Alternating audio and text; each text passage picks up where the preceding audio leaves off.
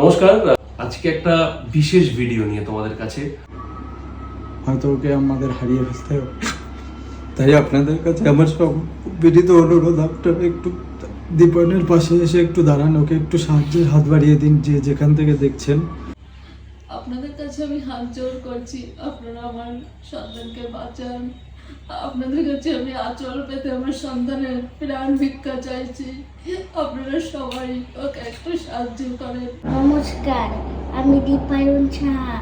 আমিও বাঁচতে চাই, তোমরা আমাকে বাঁচাও আর সাহায্য করো, আর এই ভিডিওটা সবাইকে শেয়ার করে দিও। ওর পাশেও বসে আছে, ওর নাম দীপায়ন সাহা।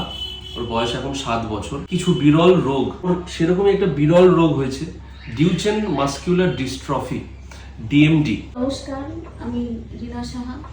দীপায়ন সাহা আমার একমাত্র সন্তান। নমস্কার, আমি মৃত্যুঞ্জয় সাহা।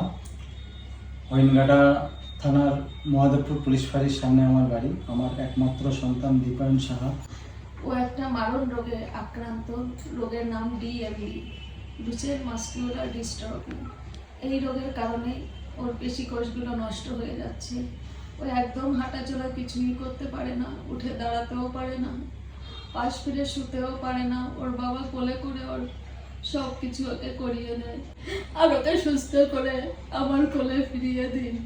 এই ভিডিওটা আপনারা সবার সঙ্গে একটু শেয়ার করবেন, আর ওকে একটু সাহায্য করবেন, ও যেন সুস্থ হতে পারে, আর ওকে আশীর্বাদ করবেন। রোগের চিকিৎসা আমাদের ভারতবর্ষে নেই, এর জন্য একটা ফরেন থেকে ভ্যাকসিন আনতে হবে, যার দাম ভারতীয় টাকায় 27 কোটি টাকা। আমি একজন সাধারণ টোটো চালক, একজন টোটো চালক হয়ে তো এত টাকা জোগাড় করা অসম্ভব ব্যাপার। এখন আপনাদের হাতেই আমার সন্তানের জীবন। নমস্কার, আমি সবার কাছে বিনীত অনুরোধ জানাচ্ছি, আমার গান তোমরা যারা ভালোবাসো, আমাকে যারা এতটুকু ভালোবাসো, একটু ওদের পাশে থাকো। ওদের মা বাবা প্রত্যেকের কথা এবং ওর কথা শুনে আমার চোখে জল এসে গেছে। এবং যদি সোশ্যাল মিডিয়ার মাধ্যমে তোমরা তো অনেক অর্থ অনেক জায়গায় ব্যয় করো, সারাদিনের অনেক অর্থ অনেক জায়গায় এরকমভাবে ব্যয় করো যেটা হয়তো প্রয়োজনও নেই। যদি একটু অর্থ ব্যয় করলে একটা জীবন বাঁচানো যায়। ওর এখন বয়স 7 বছর, সারাটা জীবন পড়ে আছে। একটুখানি পাশে থেকো, পাশে এগিয়ে এসো। আমি কিউআর কোড আমি দিয়ে দেবো, এই ভিডিওর সাথেও দিয়ে দেবো এবং কমেন্ট সেকশনেও দিয়ে দেবো। আবারও সবাইকে অনুরোধ করছি যে দীপায়নকে একটা নতুন জীবন তোমরা দিতে পারবে এবং ওর মা বাবার মুখে অনেকটা হাসি ফোটাতে পারবে।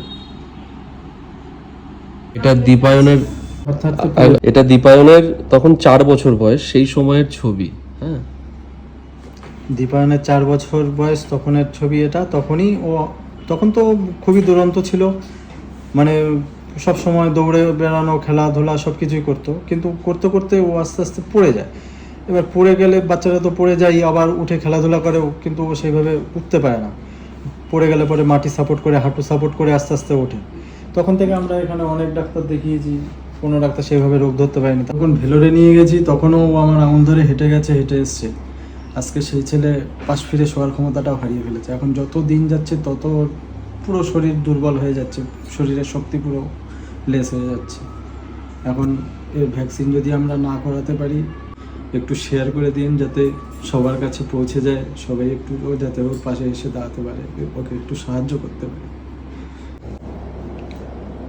ও মানে ঘরে আস্তে আস্তে লাস্টের দিকে ও যখন হাঁটাচলা প্রায় বন্ধ হয়ে যাচ্ছে, লাস্টের দিকে ও মানে পড়ে গেলে আর উঠতে পারতো না, তখন ওই গোপালের কাছে শুধু কান্না করতো হাত জোর করে, যে গোপাল আমার সব কিছু দিয়েও কেন তুমি সব কিছু কেড়ে নিলে, তার থেকে আমাকেই তুমি তুলে নাও। তাই এইসব কথা শুনতেও একটা মা বাবার কাছে কত কষ্টকর লাগে, একমাত্র মা বাবাই জানে সেটা।